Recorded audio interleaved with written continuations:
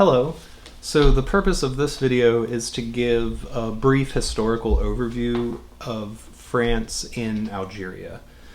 We're going to be discussing the politics of existentialism and particularly as they relate to the anti-colonial movement, especially important for understanding not just Beauvoir and Sartre, but of course we're going to be looking very closely at Frantz Fanon and his black skin, white masks. And so I think it's important to have some historical context for the situation between France and Algeria as it stood in the middle of the 20th century. So one of the big takeaways, I guess, from this historical overview will be don't underestimate something as small as a fly swatter.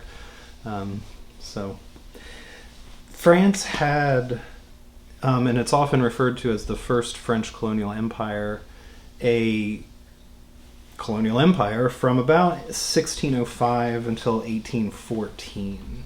So just like other European countries had been colonizing around the world, especially looking for raw materials to send back to the kind of the mother country, as it were, France was doing the similar thing. Of course, vast colonial holdings in North America.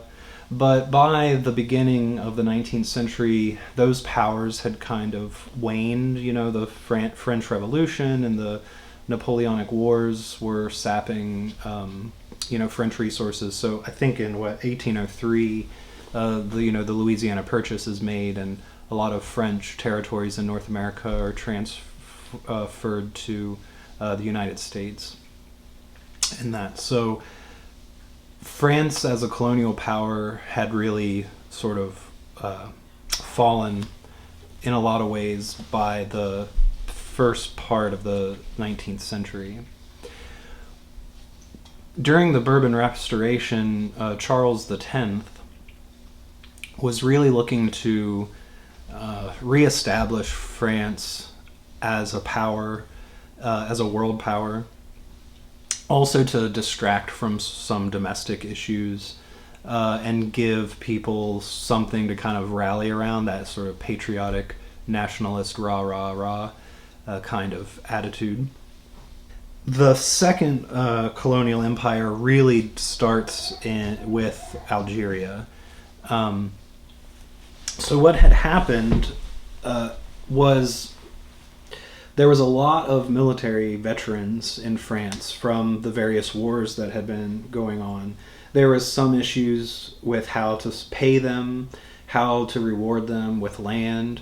In a lot of European countries, military success and prominence often came with title and land and so on and so forth, but it became impossible to do that for everybody. So how do we reward these veterans? These are some issues that are sort of percolating on the domestic scene in France. There had been a deal made in the 1790s with two merchants, Bacri and Bouchnac, in Algiers. And France was not paying this debt to these merchants. So they kept kicking the can down the road and paying these merchants off. Now the merchants themselves owed a debt to Hussein, the regional ruler of Algeria.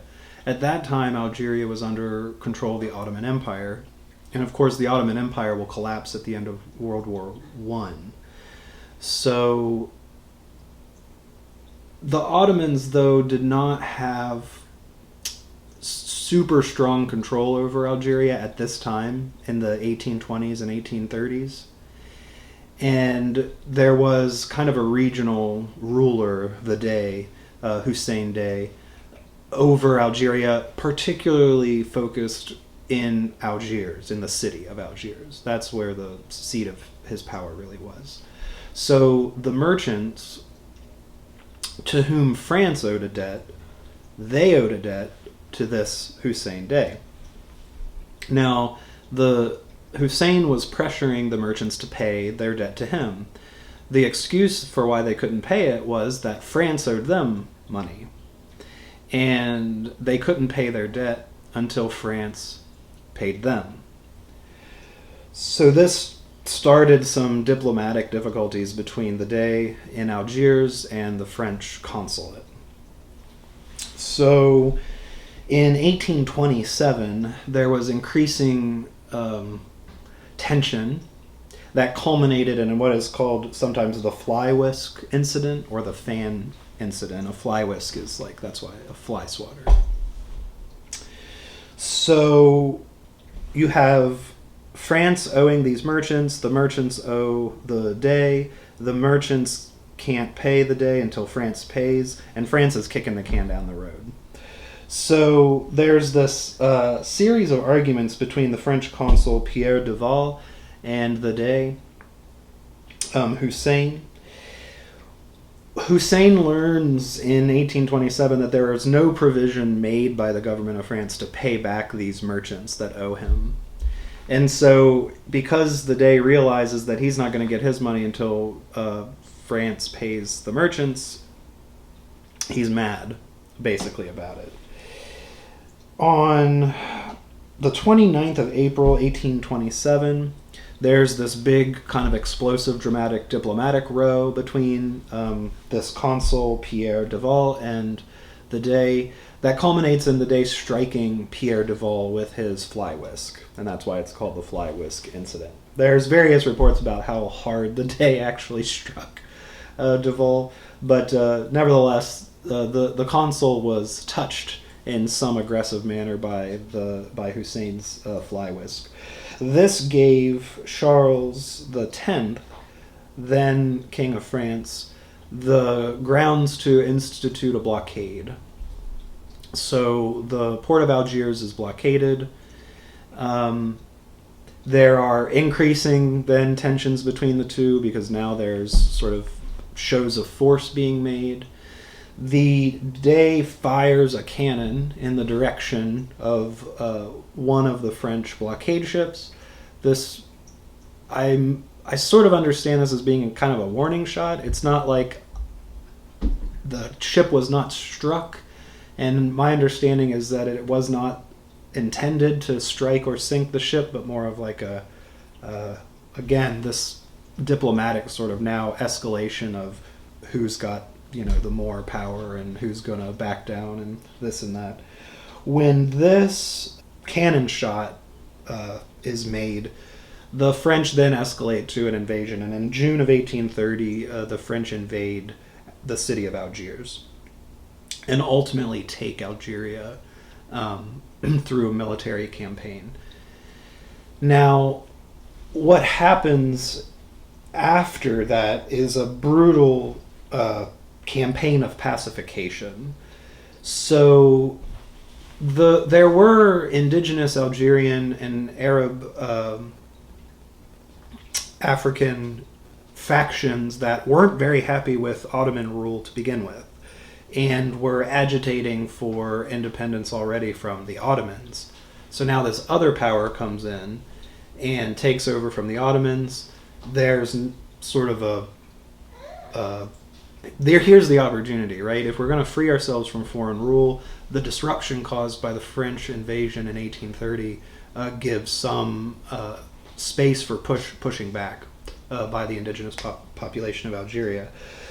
The French, from 1835 until 1903, are engaged in a campaign of pacification that is pretty brutal. In fact, the first person put in charge of pacification is removed after a pretty short period of time because of how excessively brutal they were in killing and terrorizing the population of Algeria. So from 1830 until 1875, about 825,000 Algerians are killed. There is a Colonel Montagnac says that the purpose of pacification is to destroy everything that crawl at our feet like dogs. There's a scorched earth policy decided by the Governor General Boujouda that burns villages, kills whole tribes. All 500 men, women, and children of the El Oufia tribe are killed in one night. 500 to 700 members of the Ouled Riyah tribe are killed by suffocation in a cave.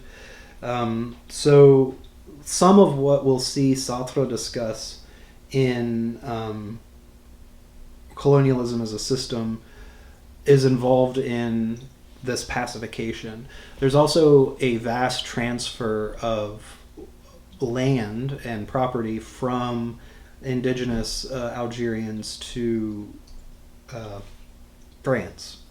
And part of that is the implication of the French legal system over Algeria as it takes over from the Ottomans. There had always been anti-colonial sentiment against France in Algeria since 1830, and particularly because of pacification, so-called pacification, where so many people were killed in a relatively short period of time. So there are more and more calls in the 20th century. Again, after World War I, the powers in Europe are somewhat weakened. They've spent a lot of money in the war. And then, again, in World War II, France is defeated by the Nazis. They're occupied for 4 years. So again, their power to maintain colonial holdings is weakened. And so again, in the middle of the 20th century, the Algerians begin to see an opportunity for liberation from colonial rule. So this really comes to a head. The French-Algerian War starts on November the 1st, 1954, La Toussaint Rouge, Bloody All Saints or Red All Saints Day. So November the 1st is All Saints Day, and there is this attack. It's a coordinated attack by the FLN, who we will talk a lot about in future videos, but it's a nationalist liberation movement that used military techniques and terrorism as a strategy, bombings and that kind of thing, which we'll talk a lot more about. And some of the more controversial claims that Sartre and Beauvoir make are in support of the FLN. The FLN launches 30 independent attacks across Algeria against the military. There's a lot of property destruction. There are 7 people killed. There's some controversy about who exactly is killed. There's some reports that all but 2 of them are French sort of colonialists. So there's a emphasis, especially at first, although this will change as the war progresses, on military targets and of course colonialists. So one of the big ethical political debates that is had is to what extent is the average French citizen responsible for the crimes committed in their name by the government of France? The response to the rebellion and the liberation movement by the French military and government is also pretty harsh. We'll talk a lot about that when we look at Beauvoir's preface to Jamila Boupacha, who was a agent of the FLN who was arrested, tortured, sexually assaulted by the French military as part of this torture regime. We'll also note some significant parallels between French military use of torture and the United States' use of torture in the so-called War on Terror there. So this is the kind of historical context for the political activities of the existentialists during the 1950s and 60s. Particularly, again, we will talk a lot about the nature of the French use of torture against not just militants in Algeria, but also dissidents across the board. So France used a diplomatic row as a pretense to invade Algeria and expand its empire. It spread throughout North Africa. So it established protectorates in Tunisia in 1881. That was via military invasion as well. Also in Morocco from 1912 to 1955. This was a time of French expansion and colonialism throughout North Africa. Tunisia gets its independence in 1956, of course, and we see that Algeria is going to fight this war against French colonialism that starts, again, 1954 at the end of the year there, November 1st. So